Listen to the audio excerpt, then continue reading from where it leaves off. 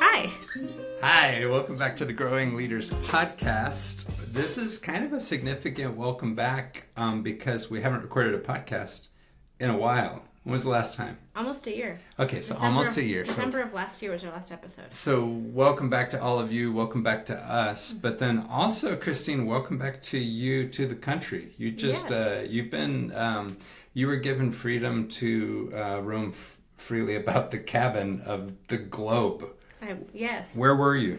I was in Incheon, South Korea, right outside of Seoul. Sorry, bless you. Say it again. Incheon. How do you spell it? No. Okay.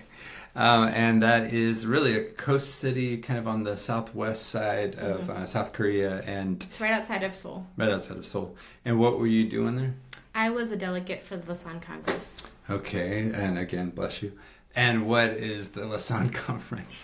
The Lausanne Congress was founded in, I want to say 1974, if I remember correctly. Early 70s. From Billy Graham and John Stott. And then there have been 4 congresses since then, the last one being in Cape Town in 2010. And so this was a gathering of 5,000 leaders from around the world there in South Korea, essentially meeting around the fulfillment of the Great Commission, looking for different synergies or strategies, but the strategic meeting of leaders. Yeah, so this was like 5,000 leaders from across the world that it really is a who's who of Christian ministries and churches. It's included people like Bill Bright in the past, Tim Keller, a lot of guys like that. But the focus has been very, very much on how do you reach people for Jesus across the whole world? How do we do that? How do we do that better? Mm-hmm. So cool that it exists. And then you were there for how long? All in all, with travel time, is about 12 days. 12 days. And then as far as like the actual conference itself, how long did it last? 8 days. 8 days. And so I imagine a lot of it was coming together in bigger meetings and then breakouts into smaller sessions about the way it went? Yeah, so there were there were big meetings in the morning, and then you were at tables and there were table discussions after the big meetings and worship, and then there was a break for lunch, and some different people would break off for meetings then, or eat in the cafeteria, where then they had you seated in rows like family style, so then you were always seated next to someone different. And then in the afternoons there were like workshops where different groups, big and small, could lead a workshop, and then I was like from 1 to 3, and then 3 on you were in these collaborative work groups.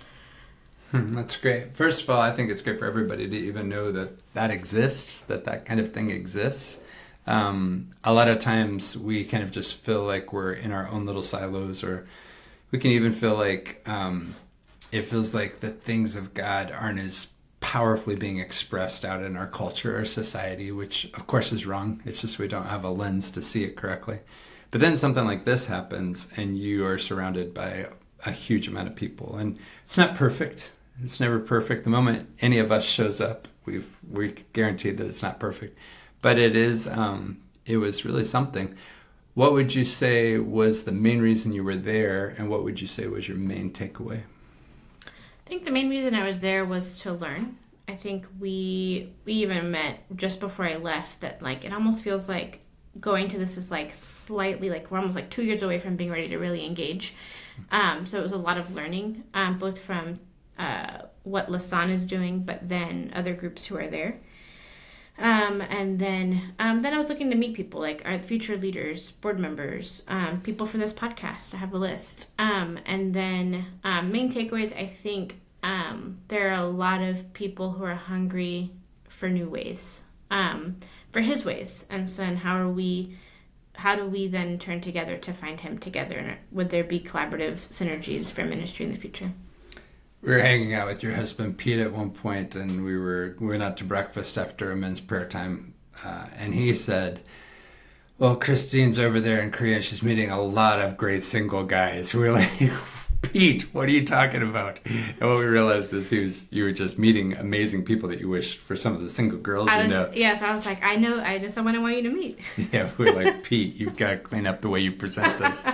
Well, I'm glad you went. Obviously, with Boy with a Ball, our focus is really on changing the world by helping young people learn to change the world. Like that's the kind of crazy part of it is our big bet is that you're going to change the world most easily, most dramatically by investing in young people. They just don't have as many bad habits, not as many, or they're not as profound. They have as many, but they're not as deep.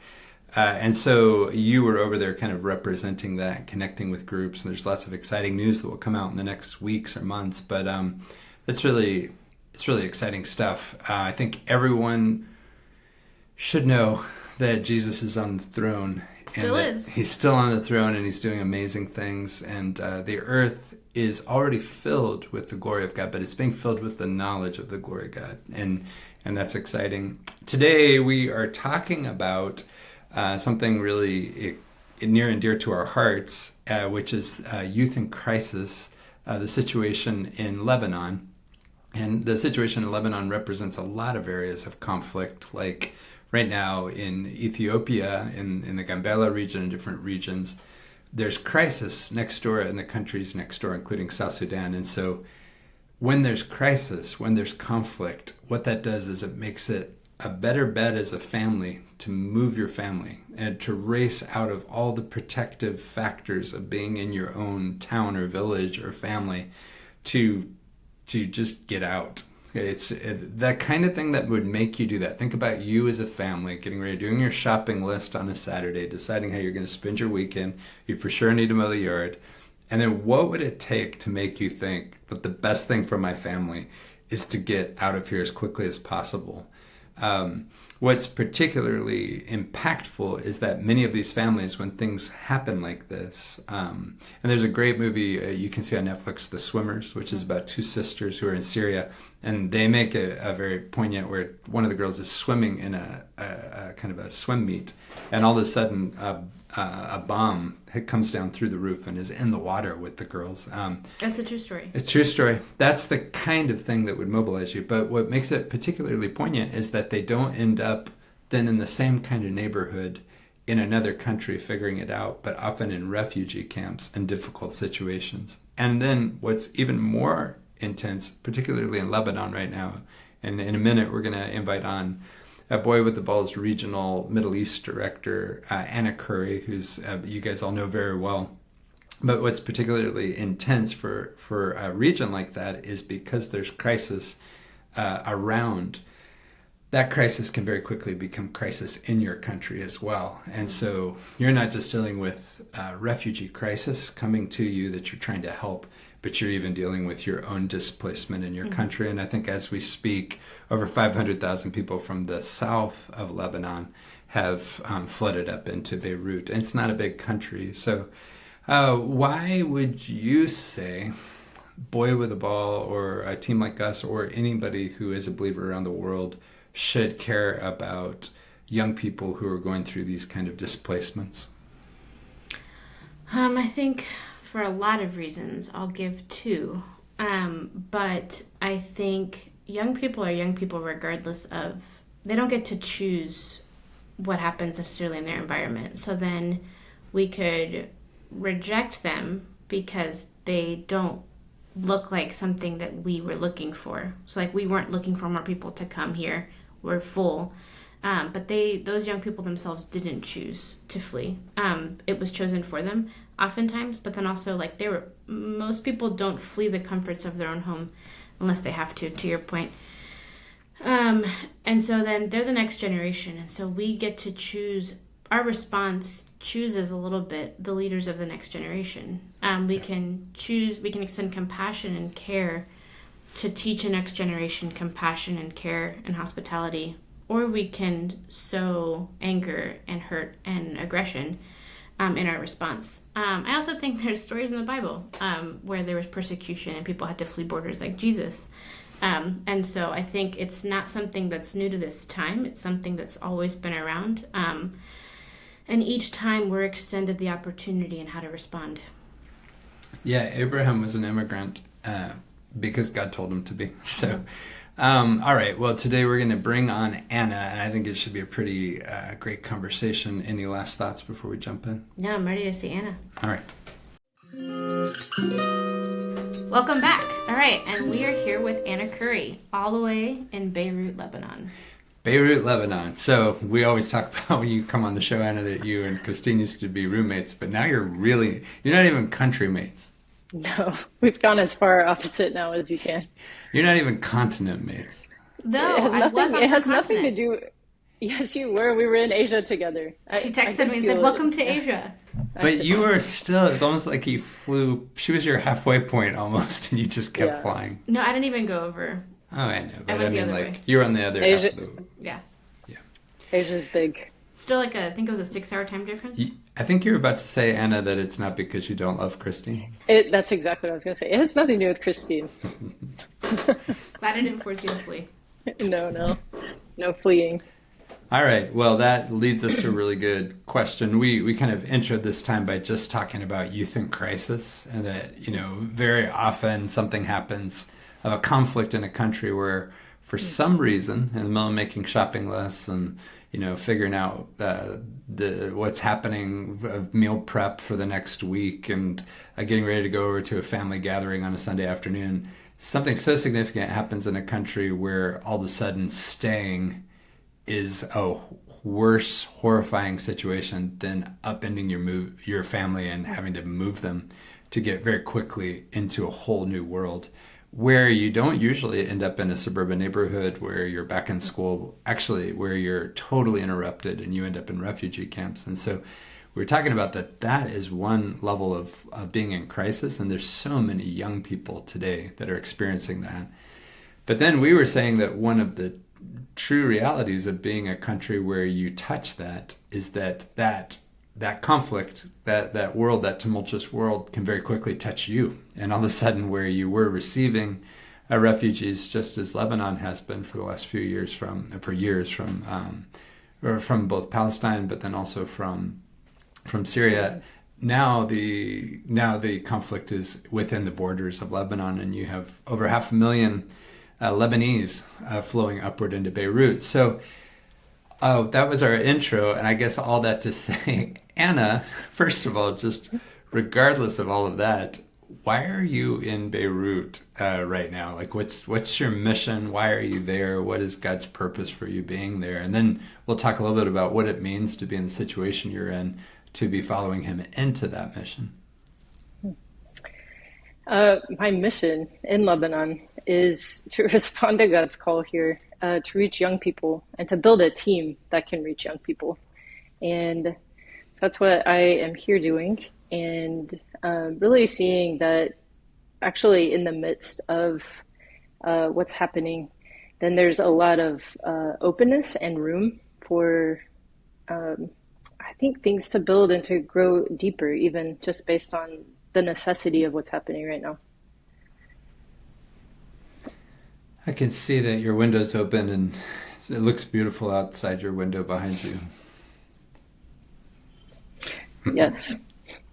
You asked a second question. What was it? I think I answered it. Yeah, you kind of answered it, but it was basically with that original mission of being over there. And I mean, some of the things that you were focused on are a lot has happened in Lebanon over centuries, really. But in the last few decades, a tremendous amount has happened. And then the bomb blast in Beirut, most recently, the conflict in Syria that has poured just hundreds of thousands of Syrians into millions, really, right? Yes, almost 2 million. Yeah. Almost 2 million individuals to come across the borders into Lebanon. Lebanon in this moment doesn't have a functional, fluid government. Is that right? No, caretaker government since October of, I believe, 2022. So we're coming up on 2 years without a functional government. So that means you just had a huge disaster happen in your capital. You have a disaster happening next door where people are flooding in, which overwhelms the systems. And then you really don't have anybody at the wheel to kind of figure out things like garbage systems or other tricky pieces that happen. Then that kind of stuff has created conflict where, because the level of inflation is so high and the economy is spinning, and people have been leaving Lebanon even before any of this happened, particularly younger people. Yes. When you have all of that happening for the Lebanese, it can create a sense of like, hey, our very beautiful country is really struggling, and now we have all these people who are here from another country, and we just need to focus on our country. So now you have a bunch of refugees where they're hurting, but it's not necessarily the first priority of some of the hosts to respond. So that was already happening.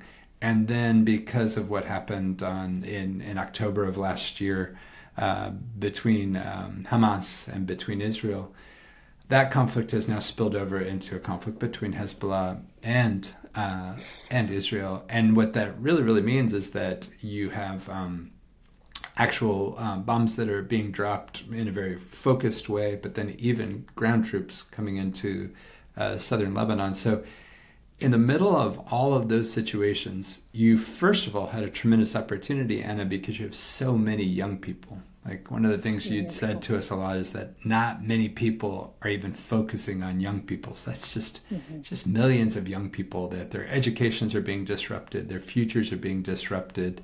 I mean, just think of it this way. If you're somebody who's really, really a follower of Jesus, if you're not going further in your education, it's very, very hard to read a Bible. It's hard to even go deeper into a lot of things because you just haven't been developed in your ability to reason through or to process through things. So all of that was already stunted, creating opportunity. And then in the middle of it now there's the threat where for many people, they would say, what the heck are you doing there? So I guess I would say, would you walk us through, like, when did you get there? What has been some of what you've seen of the openness of the opportunity before the most recent conflict? And then Christine will pick it up there with a more directed question about, okay, so now what are you seeing now in your situation? So just maybe answer the first question of how has it been since you've been there? When did you get there? Okay. So I first came actually last summer and spent 6 weeks here. And it was kind of the end of a process that had been about a year long, where we as a team and people here in Lebanon and family had all looked together at what the Lord was doing in building a team here in Lebanon. And then as part of that, me coming to be part of the founding of that. And then I was back in the US for a few weeks, kind of gathering things and preparing to come back to Lebanon. And that was right as things happened in October of last year. So we really, at that point, took 2 weeks and really sought the Lord. And again, with the groups of people, the teams, people here, family, and really at the end of the 2 weeks, we're very clear that I was very clear, our team was very clear, people here were very clear that this is what the Lord had been doing. He knew this would happen. And it was the time to come. One of the things God said to me, even as we were in the midst of that, he said, it's different to arrive after a crisis than to walk with people through a crisis. And there's been several moments, even lately, where the Lord's reminded me of that.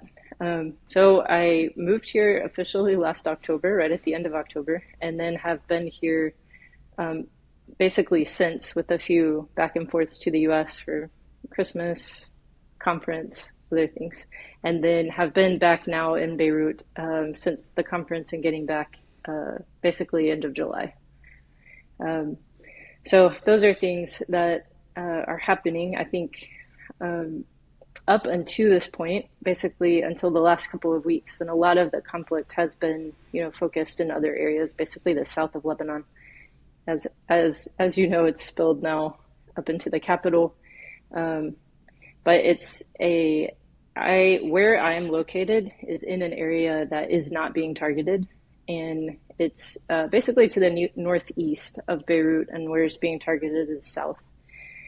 And so there's some interesting parts also, and that you mentioned this, but a lot of Lebanon has been in multiple wars over the last couple of decades. And so there is a way that people here within conflict kind of know how to keep life moving, and basically looking at what can happen, what needs to happen. And so that's happening on a lot of levels. We're seeing. So that's what's been happening leading up to this point. If there's anything specific to add to that. I get the great gift of talking with you once a week at least, though the last little while we've been talking quite a bit more often, but and got to meet with you and Ziad and Nasserine, who are a couple who are walking with you over there and live in the same complex as you. But some of the stories that are coming out are not stories of you sitting and watching the news or of you with a hard hat on. They're really stories of you navigating, building friendships, getting to know people, walking with them in the middle of the journey of life that just there is a little bit different than it might be in Cleveland or Sewanee, Georgia. Cleveland, Georgia, you could do that one, though I was thinking Cleveland, Ohio. So, but it's a little bit different. But the truth is, it's just life and it's people's hearts. And so you found a lot of traction as you've been connecting with people. Is there anything you'd say about that? Yeah, no, there's a lot to say about that. You're right. We're in an interesting moment because as a team, we're just a baby team. We're beginning. And so as one of the things as we were watching that and just praying and looking at, there's a lot of need. There's a lot of displaced people right now that are up from the south, you mentioned. Also, I think it's actually around 1.5 million displaced people right now. And a good number of those are here in Beirut. So you see that everywhere. And I was looking at that and we were talking about it and just praying, but one of the things we realized is like right now our team, can't necessarily respond to all of that. And we're not supposed to. That's not necessarily within our call. We can partner with other groups or help that. But the people that God has connected us to and called us to, how do we walk with them right now? And so basically have anyone that God has connected us with as we've been here have gotten in touch with, talked with, and they in the conversations, in checking on people, there's been a lot of opportunity is the word, but the ability maybe to walk with people and what they're facing right now. And so for many people, they may not be physically in danger, but the emotional and physical atmosphere of what's happening is heavy. And so walking with them and seeing what doors God might even be opening in their hearts, or if they know him, how to walk with them and knowing him deeper. And then there are a few situations where there is like physical displacement. And so then an opportunity in that to help fight for people and what they are facing and what they need and, what that looks like. So each situation is a little different, but there are many opportunities right now with people due to the crisis and the situation. And then specifically, I think right now in a moment where a lot of people everyone's facing the same thing, but by being here and everyone's one of people's questions, just so you're not leaving. And as I say, no, I'm here with you, it changes something in their hearts. It changes something in the way the conversation even goes. And I feel like it's furthered or opened a lot of doors that may have taken a longer time to do.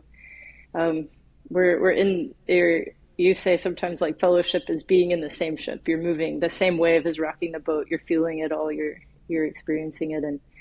And then there's been a tremendous amount of peace. Like I think one of the number one things that if I look back at the last few weeks, like I've been very peaceful and really sense the Lord's both call, but grace and then way forward. Like it's easy to see steps and where to help and where to walk with people right now.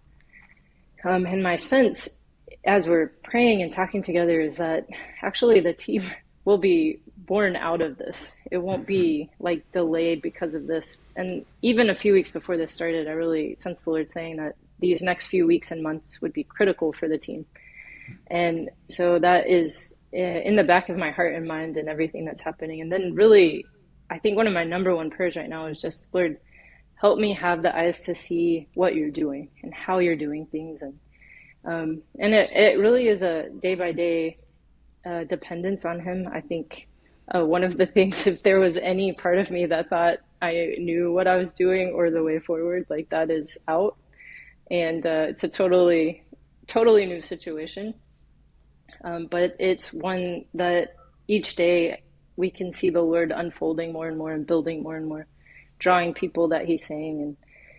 And it is, I mean, like, this may be jumping into Christine's question, but there's so much, like, there's so much that could happen right now as far as young people. And you were mentioning this, but young people, I think everyone suffers in crisis, but young people, I think, take an extra hit because of their development. And so one of the things I've thought for a long time, but just watching again here is like in crisis, you lose long-term development because it's the immediate becomes the important, which means anything that's longer term is put aside or left behind. And then you're talking, I mean, the whole world experienced this during COVID. Then you're talking about delays and then as they come back. And so I can stop there in case Christine's question goes there, but there's more to say. I'm taking a note for a second question, but okay. Yeah, I think my question that I was going to ask, you've touched on it a little bit, but I was going to see if you can go a little deeper, is, the Lord said it's different to come in after a crisis and than it is to walk with people through crisis. What are some of the ways that you're seeing that play out? Like, you're in the middle of a crisis in both the region, you have conflict on both borders, and now across borders, but then you're doing a lot of co-missioning with different organizations as you're kind of partnering with different groups. What are some of the ways you're seeing that the walking with people or young people specifically in crisis be different than it's been coming in after a crisis? Okay, on a very practical level, like you're experiencing the very physical realities of what it means to be in a conflict zone. So noises and the feeling of being in that, it's very heavy. It's a very heavy situation. A lot of people are dying. It's very heavy. People are afraid. You're not sure necessarily. There's a lot of uncertainty of what will happen next. And so the heaviness and the sadness and the destruction that's happening, and then you're living that together and you're living the experience of that together. And so I think on a very practical level, you're going through something, walking through something that then you all understand together. It's kind of there.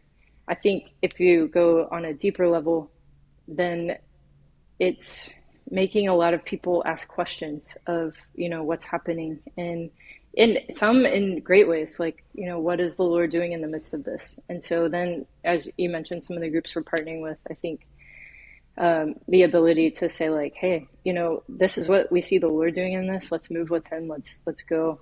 I think then there's a whole other group of people that maybe know the Lord nominally, but this kind of situation pushes them to go deeper than a nominal belief and have to deal with the very real senses of what's happening and fear. And so it's an opportunity to help them know Jesus deeper. And then some of the comfort in any affliction or the peace that the Lord gives, then able to give in that. And then I think there's another group that doesn't know Jesus. And so it's an opportunity to walk with them and love them in the midst of, all the situations that's happening, and show a different way than is happening.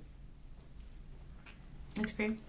Another question I have, I'm going to give context for it and then I'm going to ask it. But I know a lot of Boy the Ball's work is because of Love Your City, is very known for just being out in neighborhoods and hurting neighborhoods or the hardest neighborhoods.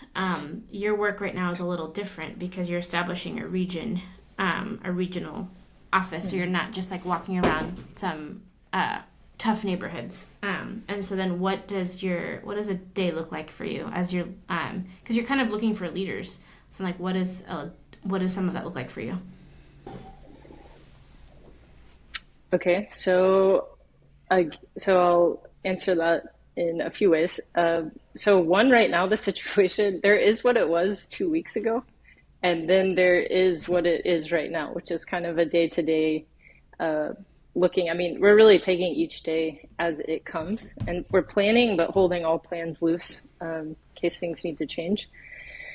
But one of the things, again, that I've just felt as the Lord is, what he's saying and all this, is that the team is really where the focus is. And so a lot of my focus and time of the last even couple of weeks is around team and around people that I'm either already discipling or have the potential to walk with, or that could potentially be part of the team in, the as it builds and as it grows. There's also, I think again, I'm taking some lessons from COVID that the Lord taught us. But one was, the mission hasn't changed. How it happens maybe changes slightly, but the mission hasn't changed. And so really engaging that. And so then there's some things that are the same. I mean, like I'm taking Arabic classes, and that's remained largely the same. Every now and then we have to shift to an online, situation. But mostly we've been able to be in person. And then, there's, I think, sorry, I have a lot of thoughts here. One of the things that the visible war has made me realize, or think maybe see it differently, is that it's just a tangible reality of what's happening all the time. And so recognizing that spiritual battle is actually bigger even than what's happening in the visible. And that's something I hear the Lord saying constantly, is just don't look just at the visible, look at what I'm doing in the invisible. His kingdom is in the invisible, it's in people's hearts, and so it's happening. And so a lot of the focus has been towards that, the development of the team with people. There's still, things again are still functioning. So like there's a lot happening around the NGO paperwork. We're close to getting that submitted, very close. Like hopefully within the next week or two, we'll be able to get that submitted, and that will be then, in process, which will be wonderful. And that would allow us to become a legal organization here in Lebanon, hopefully by mid next year, depending obviously on what happens, and praying for that. There's a lot of still learning. I say, like, one of the biggest things, I think even in response to crisis, I think there's a lot of learning right now as far as what groups are doing it well and what groups aren't doing it well. So I'm learning a ton just as I'm around, getting to volunteer with one of our partner organizations that is feeding basically anywhere from 400 to 800 people a day. And so learning, some of that side, learning, there's another organization that's doing like children and youth ministry and going to the schools and being part of that. So just seeing like the ways people are doing it, learning that, and then pulling in people with me to go there. But does that answer your question? Yeah, that's great. That's great. I think as somebody who's involved pretty daily with you, it's clear to see three huge things that are happening with you, Anna. One is you're still acculturating, and the fact that you can keep going in language classes while still practicing and getting out into real life. That's great. So you're getting language. You are, like you're saying, you're acculturating when you get in trouble in your new country because you didn't respond the way that they thought you should. That's a good sign. So you're in those situations. Happening. Yes. Check. But then you get to the next side of it, where it's an interesting acculturation process where in some ways Lebanon's changing. Crisis means the whole country changes. So you're actually there at the point of inception. You're like you're both learning cultural and just realities of the area, but at the same time you are going through something. So it's an interesting way to acculturate. On a second level, we've said this to you a few times, but it's like a baptism in water, where up until this point, people could say to you, well, what do you know about Lebanon? What do you know about the realities of Beirut? You've not been here, but you're getting like this baptism into being there and being given credit for it and credibility. Yeah, because of this crisis. So that's sort of, I don't know how else that could happen. It's almost like you're getting a fast-forwarded reality. But then the third thing is, you said it a minute ago, you're kind of being cooked. Like you and that team there and the people that are being formed. This is also like being in a kiln where it's forming and putting in pieces in place that will be really, really battle-tested, literally, but really more heat-tested. So those things are great. I remember Jackie Pollinger, who you and I like a lot, she used to come to the States, and she would share stories of what was happening in the Triad gangs and the walled city in Hong Kong. And people would come up to her afterwards and be like, "Oh, I'm so sorry that you're having to go through suffering," and she would say, "Oh, I'm so sorry that you're not."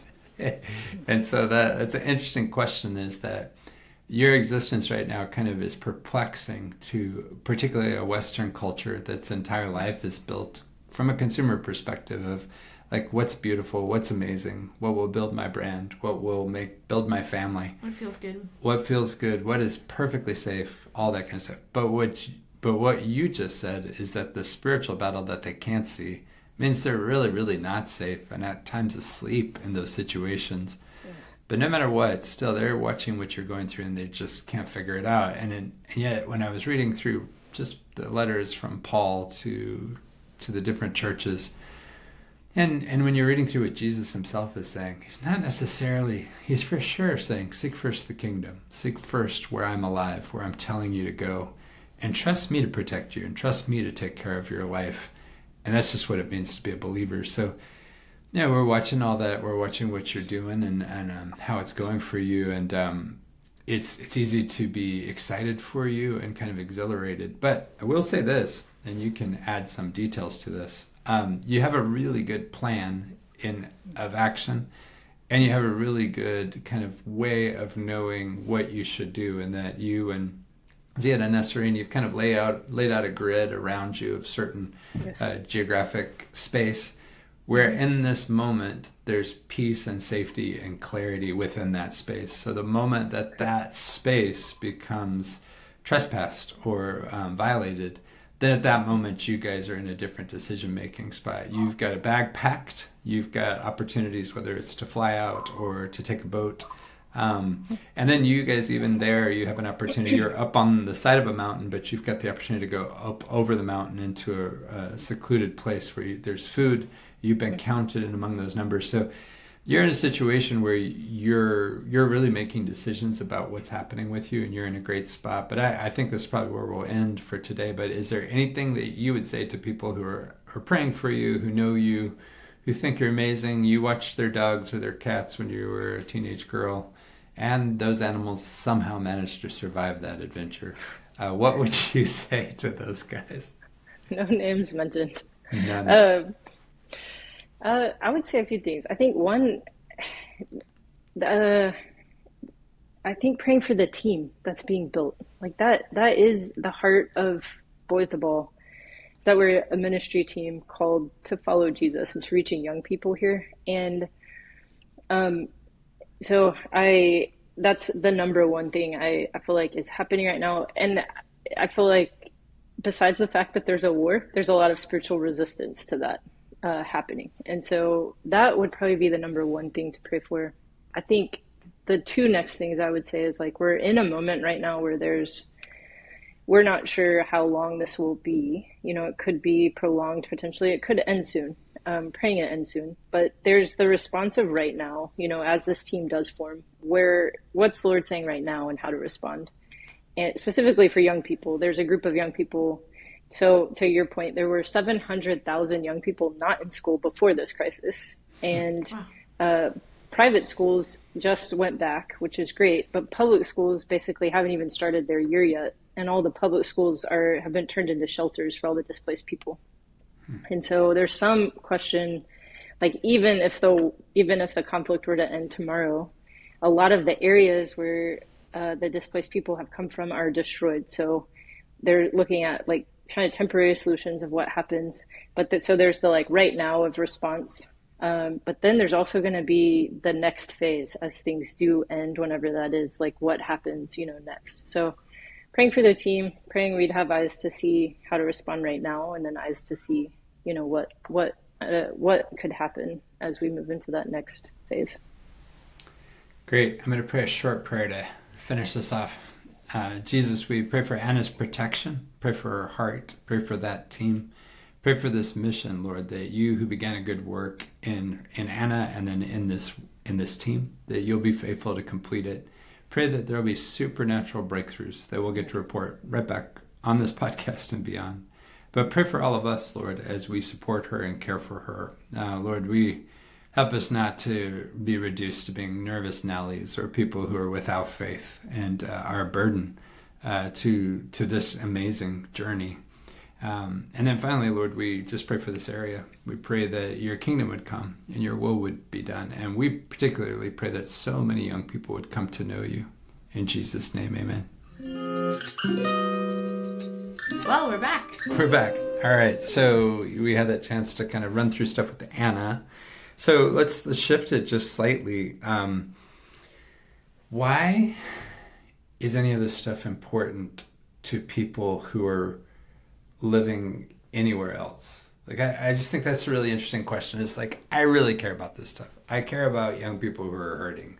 So I just deeply care. Wherever they're hurting the most, I may care even more. Though I really believe young people everywhere are caring. But what would you say, Christine, when you think about everything that's happening over there? People obviously care very much about Anna, who know Anna. But why in the world would you care about the young people in these situations if you're not us or me? Yeah, I think I said a little bit, but it's important. I think for a lot of reasons. Like I think if you're listening to this podcast, you're a believer of some sorts, or you've stumbled upon a weird link on Instagram. But most people, from what I can tell in our metrics, are people who would call themselves believers, whether they're in the marketplace or in the church. So then, like, there's, or you're a young person yourself who likes what we're saying because it's about your generation. But on one level, a lot of these young people, specifically in Lebanon, there's a lot of believers in Lebanon. So it's like you're talking about the persecuted church in a lot of ways. I think also it is how we react today to what's happening to internally displaced people or refugees dictates the kind of leaders we have in 5, 10, 20 years. One, because young people in the West see how we respond, and so then they will then continue that kind of response. But then at that time, oftentimes after 20 years, we realize all the times we got it wrong, but then they've now learned the way to do it wrong. That's why we have history books that show all the ways that history has gone poorly. And then I think for the young people themselves who find themselves in these really hard situations, they either learn that there's a whole group of people that have been praying, fighting for them to make it, or they learn there was this whole group of people who did nothing about it and just didn't care because it didn't fit in their context, or it wasn't right at their front door, or it's on the other side of the world, so why should I care? And so either way, that changes and forms a person and how they respond to the rest of the world. Yes, that's absolutely right. Yeah, so I think about it this way, is that maybe you shouldn't care about this. Like, that's actually the first thing to say to you. If you're listening to this and you have any question, maybe the first thing to say to you is you shouldn't care about this because your own heart is so on fire. You're so hurting. You may be somebody who is offended that Christine just said you're believers, you know Jesus, because you don't know Jesus and you don't really care about that kind of stuff. But what I would say to you in that situation, or even if you are the kind of person who hangs out in churches, for you, it could be that your own heart is so on fire. Your own situation of displacement and damage and disorder, it's so great. What's happening in your heart is so intense that you're like a person on fire. You should never ask a person on fire or a person who's drowning for a quarter because they're busy, they're on fire, they're hurting so badly. And so you might be in a situation where it's a place we call complacency. And a few seasons ago, we talked about this, but it's a place, or in consumption even, where you're hurting so bad that you need stuff. You need to consume. You're pouring stuff into you to try to get to some place of peace or meaning or value or importance or dignity. And so if that's you, yes, do not get caught up in what's happening across the world. That's silly. That's like, and there are people who do that. They don't deal with the fire in their own life. And so they throw themselves into situations around the world almost as a way of avoidance. It's a way to get out of the real issue of what's happening in your heart. So if that's you, that's interesting. it does bring up an interesting issue of you may not think that's you, but you may have absolutely no compassion for any other situation other than your own family or your career or maybe your small church or your big church. And I would say to you, you might be in that situation I just described, and you've just effectively found things that have satiated you. But the fact that compassion doesn't rise out of you for people who haven't found help, that should be an indicator. Because here's what we know. What's really extraordinary about Jesus, and I don't know that I can speak for every single church you've ever walked into or every experience you've ever had with somebody who claims to be a believer in Jesus, but it's really true of Jesus himself. And I challenge you to go back to the Gospels, is that he's someone who comes seeking to help. He's coming in to restore, to save, to help you. And you could say, save? What are you talking about? I don't need to be saved. But you know you do. You know you're in situations where whether it's your marriage is breaking or you're struggling with your children or you can't even overcome your own heart or think straight, you need someone to reach out a hand to you and lift you up.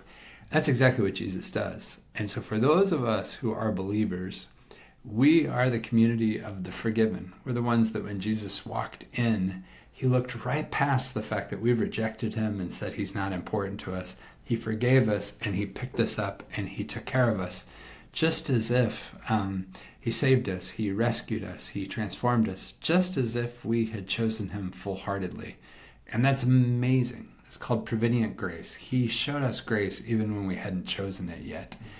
And when that really happens in your heart, when you know that's really happened in your heart, where you're so overcome by gratitude, you're so experiencing what it's like to be with him. Because when he touches somebody, when he walks into the room, it changes everything.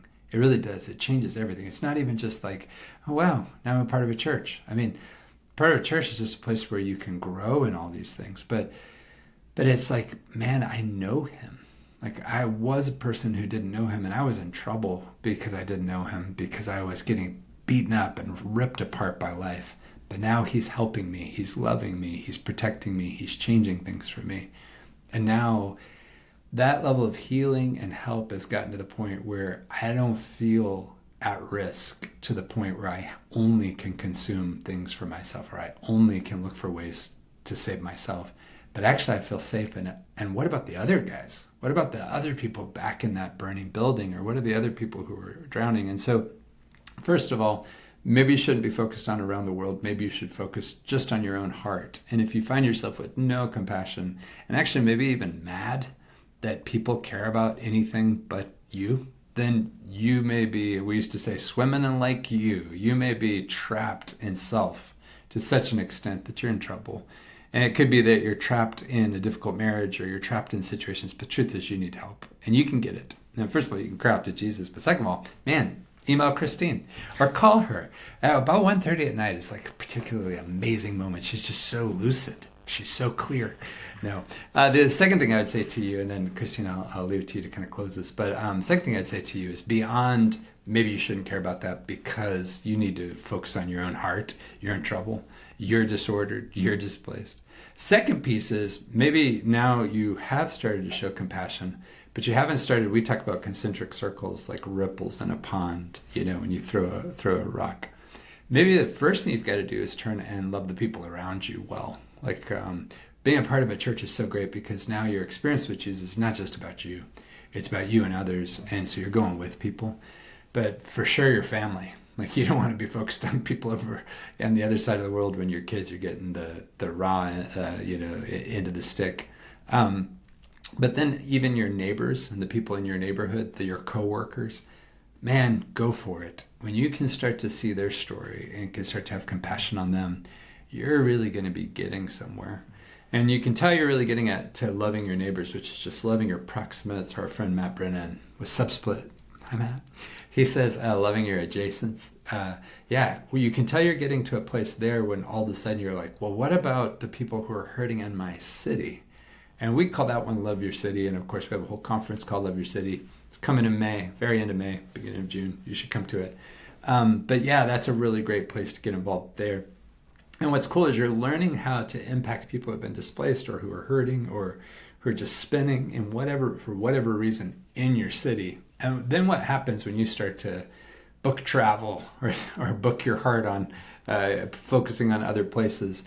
Now you are a true change maker where your focus is great. Still, it does matter. When the least and the most hurting and the people who are being punched in the gut, we've got to care. We just got to care, right? Yeah, I think you stole my punchline. I was going to say the Love Your City conference. Stole it, yeah. But the dates for the conference are, this year's conference is, the theme is purpose, and so that actually is a little bit of what we're talking about, is where do we fit in all of this? What are we called to, and how do we engage these really big conversations and our lives wholeheartedly in a way that is leading towards the fulfillment of God's purpose for our lives. Yeah. But it's a big conversation, and it starts now, and how we have it will continue. It does start with you personally, and you and the Lord, and you and your family, and then it is your neighbors, and then your city, and then the world. And then the world. We can't forget. We can skip steps where it's like we hijack and bypass where we currently are to try to solve some problem to avoid where we currently are. But then there are people who you've done a pretty good job where you are, and then you stay there. And that's where it's not totally okay, because we are called to love and to serve. And so if you've nailed it where you are, then there's probably greater places he's called you to as well. So the Love Your City Conference, May 29th, 30th, and 31st. Otherwise, stay tuned for the next episode. All right. See you guys soon.